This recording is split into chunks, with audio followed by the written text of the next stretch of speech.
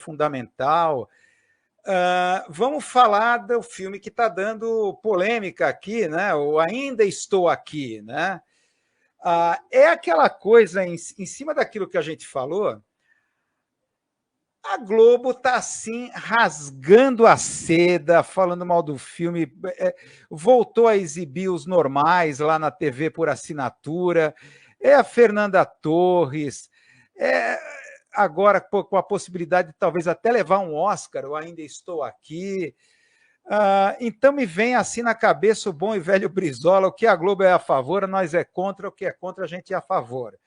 Se bem que aqui, em relação ao cinema, né, não vamos também partir para uma coisa ideológica chula.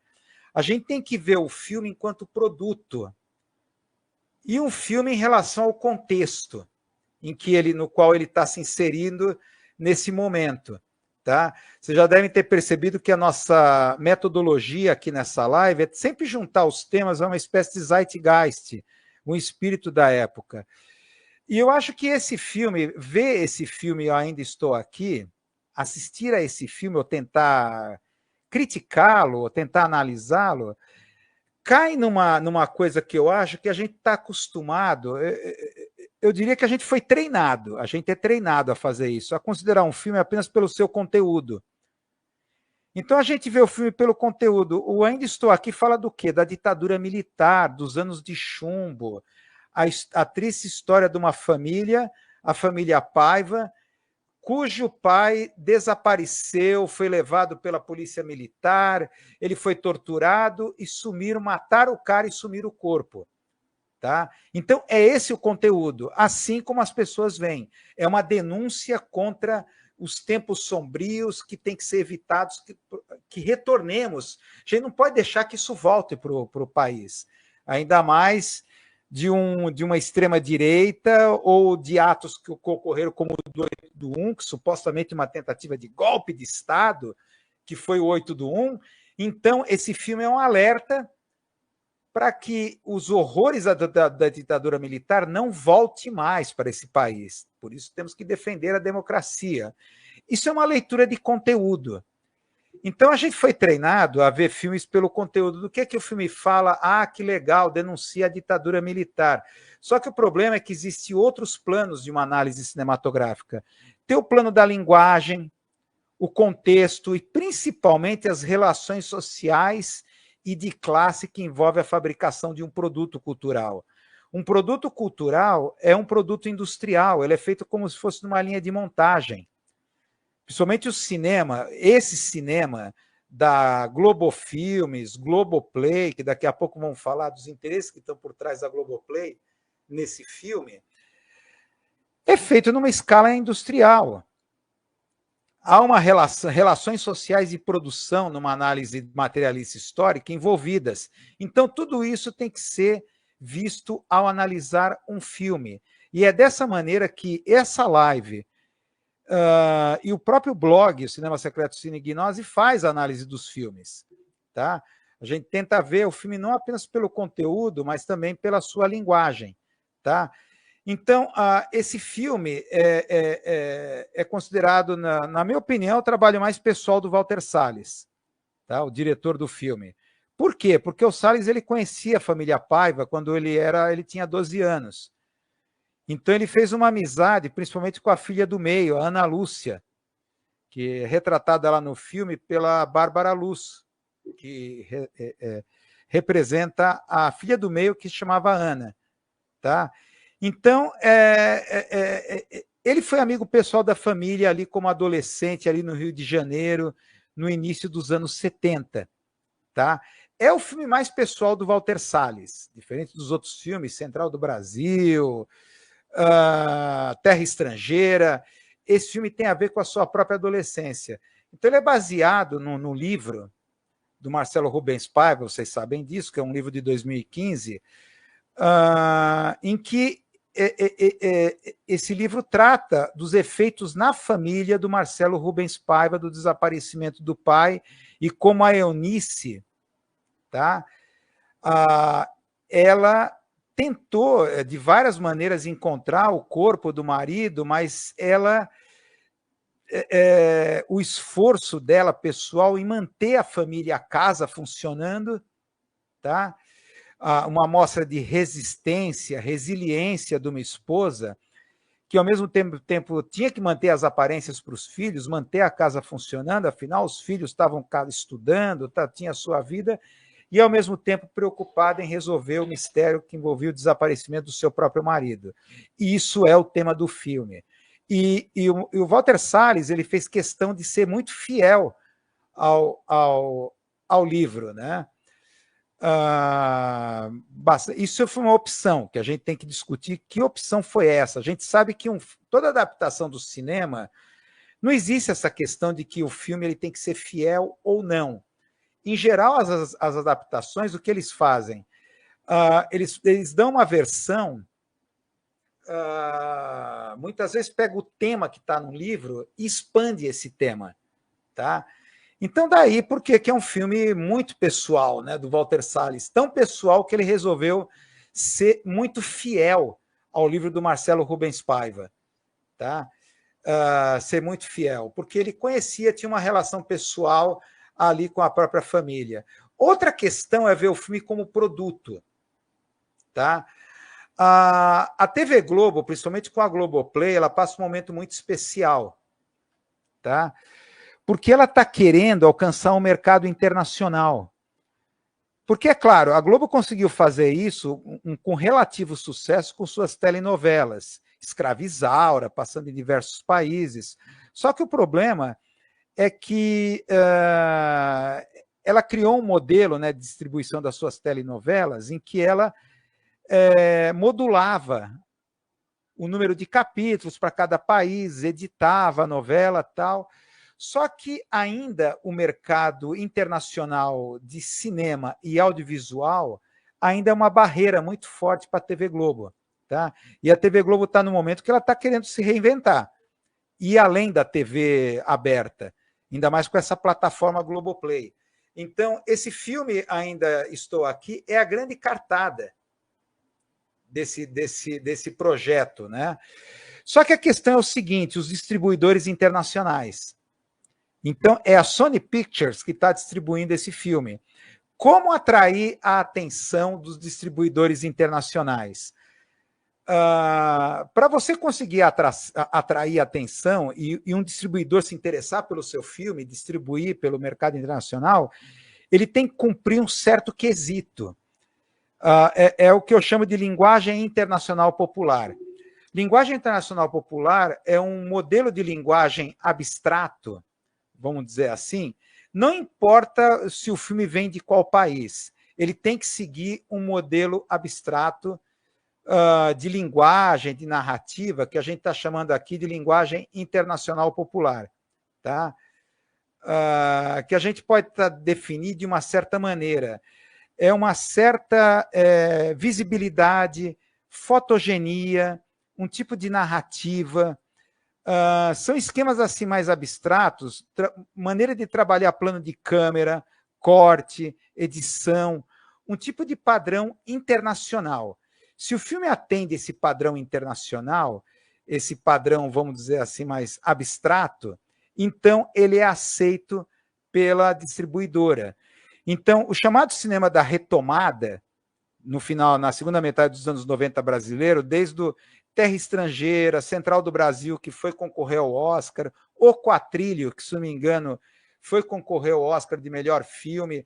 Esse cinema da retomada é o momento em que o cinema, capitaneado pela Globo Filmes, começa a formatar o cinema brasileiro a esse esquemão de uma linguagem internacionalizada, que, repito, tem a ver com uma linguagem abstrata que envolve fotogenia, estilização, signalização, estereotipagem, estandardização, um certo trabalho com montagem, edição, tipos de planos de câmera, fotografia e assim por diante, que seja atraente, tá?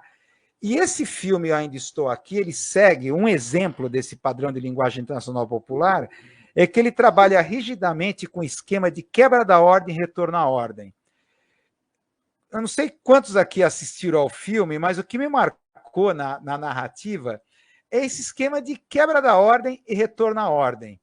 O filme começa numa coisa idílica, passa meia hora mostrando assim os jantares, a família à mesa. Começa como a primeira cena, a Eunice emergindo do mar, numa paisagem lindíssima, né? Emergindo a cabeça, colocando para fora da água, tendo o Corcovado ao fundo. E é uma cena emblemática, quando passa, eles estão na areia, a família se divertindo, jogando vôlei na areia, passa caminhões do exército na orla da praia. É uma cena emblemática, porque Eunice olha, meio com ar de preocupação, e o que será? Ou seja, aquilo ali é um sinal de que algo não vai ocorrer bem no futuro. Passa ali o caminhão do exército, mas passa meia hora o filme tentando criar empatia na gente, empatia por essa família. Então, o cotidiano feliz, a Eunice, a dona de casa perfeita, o marido, Marcelo, o marido Rubens Paiva, o marido perfeito, preocupado com os filhos, com a família, com a dinâmica que está acontecendo lá. Nem vou entrar na questão da empregada doméstica, que tem a questão da luta de classes, da exclusão que o filme não aborda, nem vou entrar na questão desse mérito, tá? Que é uma família de classe média, da zona sul do Rio de Janeiro, branca, nem vou entrar nessas considerações. Mas tudo começa assim, a ordem, tudo em ordem, perfeito, legal, sensacional. Aí tem um momento emblemático, que é quando Eunice e o seu marido revelam um sonho de comprar uma outra casa ou de reformar a casa. É uma coisa assim. Eles fazem planos de adquirir uma nova casa. Eles estão construindo uma nova casa, é bem isso. Então ocorre, é típico clichê dessa linguagem. Em filme de Bang Bang, eu estou pegando um exemplo assim, muito prosaico, né? Mas pode ver. Em filme de Bang Bang, ontem mesmo eu vi uma série, Terra Indomável, que está passando no Netflix. É sempre assim, índios atacam, tá? Aí tem um momento de relaxamento. As pessoas estão em volta da fogueira. Aí uma pessoa fala em planos, olha, quando a gente chegar lá, vou mudar a minha vida, vou fazer tal coisa, pronto, essa primeira pessoa a ser atingida por uma flecha. Bateu e valeu. Foi o que aconteceu nessa sequência. É de uma série, se não me engano, é Terra Indomável, lá da Netflix. Tá? Terra Indomável. Quem tem muitos sonhos tem que ser punido. Então, essa família tinha sonhos. Eles dois tinham sonho. Essa cena foi emblemática. O plano de construir, eles estão construindo uma nova casa, tal. Na outra cena já entra os membros do batalhão da Polícia Militar, invadem a casa, levam o marido embora para averiguações e interrogatórios para nunca mais a família o ver novamente. Tá? Então, houve uma quebra violenta da ordem. Todo aquele ambiente idílico, de harmonia, tal, a ordem se quebra. Tá? E tem que ser restabelecida a ordem no final. Isso faz parte dessa linguagem que é padrão, hollywoodiana, comercial. Tá? Finalmente, o marido é reconhecido como morto, porque é uma questão séria, né? Tem a cena que ela vai lá no Fórum João Mendes, aqui em São Paulo, para pegar o documento atestando que o marido faleceu, está morto, oficialmente, legalmente está morto, porque a questão lá do dinheiro bloqueado, não tem a assinatura do marido, tal, o acesso, né, aos fundos, né, os recursos da família, era uma coisa assim crucial e dramática ali para a Eunice, né, que ela teve que se virar, fazer faculdade de direito, e uma coisa que nem é abordada muito é o seu ativismo, como a advogada ativista. Tá? Isso passa assim muito rapidamente e superficialmente. Tá? Mas aí o filme termina exatamente como começou, com a foto do ano da família. Retorna à ordem. A família se une pela resiliência, resistência, força de uma mulher, uma questão muito pessoal, a vida dela, e o filme restabelece a ordem, com essa cena emblemática. Né? A Eunice já idosa, a Fernanda Montenegro faz o papel, e o filme termina restabelecendo a ordem. quebra da ordem, retorno à ordem. Tá? E outra coisa, elemento da fotografia. A fotografia amarelada, isso é outro da linguagem internacional popular. Só para terminar essa questão de quebra da ordem e retorno à ordem, aquela cena em que os membros do batalhão da polícia do exército invadem a casa, arbitrariamente entram na casa dela para levar o marido, é um esquema narrativo tão abstrato, tão genérico, a quebra da ordem e retorno à ordem, que poderia ser qualquer outro tipo de vilão, vilões da polícia, do batalhão da polícia militar. Outra coisa na fotografia é o amarelo. Vocês devem estar percebendo que o amarelo entra ali como uma espécie de matiz, o matiz amarelado, ali a fotografia, o filtro da fotografia passa pelo amarelo. Isso tem a ver com o estereótipo visual hollywoodiano, em que filmes ambientados no México e América Latina, a fotografia passa por essa coisa do amarelo, que o tom amarelo sugere um contraste em filmes ambientados nos Estados Unidos e Europa, que geralmente a fotografia, o filtro é mais neutro ou azulado. Não sei se vocês perceberam isso. Então, essa ideia do amarelado para filmes ambientados na América Latina passa essa ideia de paisagens áridas, quentes. A única exceção é a cena do interrogatório, né, que a Eunice está lá no sede lá do batalhão da Polícia do Exército, que é preto e azul. Tá? Porque ali são sombras, é uma coisa aterrorizante, é uma paisagem sombria. É o único momento em que você tem. O resto, o filtro na fotografia, o filtro das cores é o amarelo. Outro estereótipo hollywoodiano para histórias ambientadas na América Latina. Tá? E outra coisa, claro, aí tem a ver com o contexto, saindo da questão da linguagem, só para terminar essa parte da linguagem, e aí qual é o problema? O problema é aquele que foi apontado pela crítica do Le Monde lá na França, que os brasileiros caíram matando. Não sei se vocês viram isso. Deixa eu avançar mais aqui. Aqui, é isso que eu queria mostrar. Vocês devem ter visto isso. Deu lá no Globo. Após crítica negativa, ainda estou aqui, brasileiros invadem redes do Le Monde, respeitem a Fernanda Torres. Quer dizer, é a cultura do cancelamento, não pode haver voz dissidente, não pode haver crítica. Então, os comentários, mais um site para a gente derrubar. Os brasileiros invadiram a cultura do cancelamento, que é de natureza profundamente totalitária.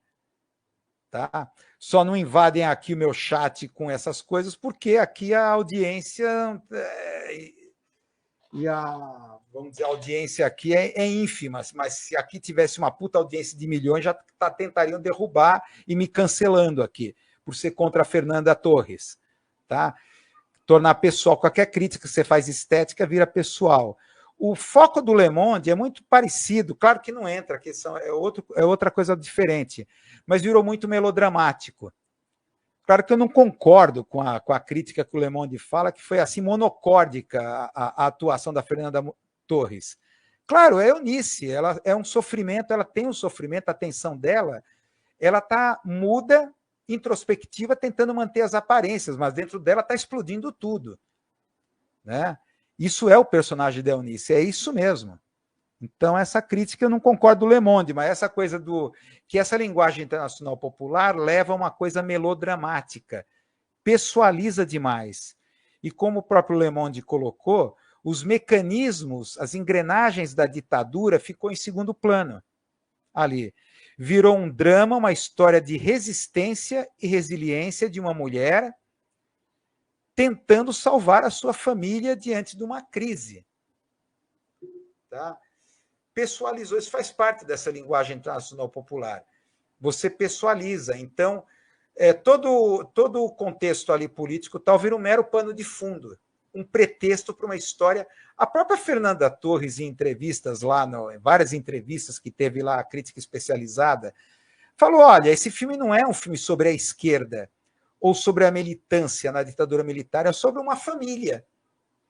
Ela própria colocou dessa maneira. É a história de uma família que vive uma história triste na repressão da ditadura militar, mas não é um filme sobre a esquerda e a resistência. Tanto é que a Eunice, no filme é colocada, ela vivia uma espécie de uma bolha. Nem ela própria sabia exatamente que o marido, né, estava fazendo reuniões, contato com o pessoal que estava ainda na resistência militar, recebendo correspondências da Europa, de exilados para serem entregues para a resistência, tal.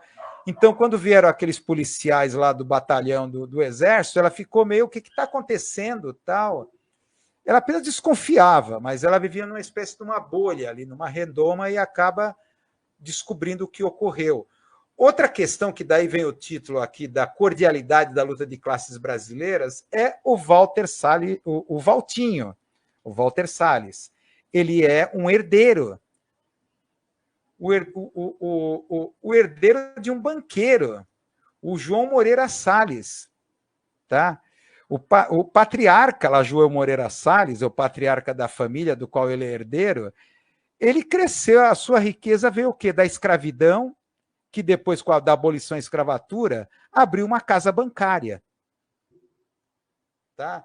O seu pai, o Walter Moreira Salles, é claro que ele fez parte do governo Juscelino Kubitschek, mas ele foi um dos grandes beneficiados pela reforma bancária. Tá? Ele próprio foi um dos fiadores da própria repressão militar, da ditadura militar. 3 meses depois do golpe militar veio a reforma bancária. A reforma bancária, que foi a fusão, a concentração dos sistemas financeiros em poucos bancos. Tá? Entre eles, as famílias do Itaú, Setúbal e Vilela.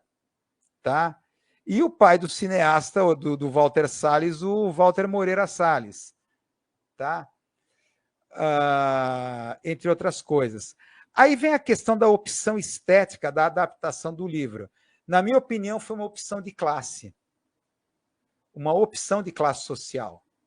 Tá? Por quê? Porque ele vai ser fiel ao livro. Tá? Então, ele quer transformar a história num livro, uma história de uma família. Eu não vou falar sobre a ditadura militar, sobre os anos de chumbo. Isso vai ser apenas o pano de fundo. Então, eu acho que essa questão da opção estética do diretor, por que a minha adaptação eu não expandi o tema? Como muitos diretores fazem quando vão adaptar um livro, o livro é um mero ponto de partida para outras coisas que o diretor ele quer desenvolver. Quer dizer, muitas vezes é uma opção estética, o que torna um filme de arte, um filme de diretor. Porque eu vou colocar minha mão nessa história, eu vou desenvolver, vou ampliar o tema. Mas como é o filme mais pessoal do Walter Salles, é claro que ele ficou muito fiel ao livro do Marcelo Rubens Paiva. Tá? Então, é aquela coisa, ironicamente, é uma puta ironia para mim, essa é a maior ironia.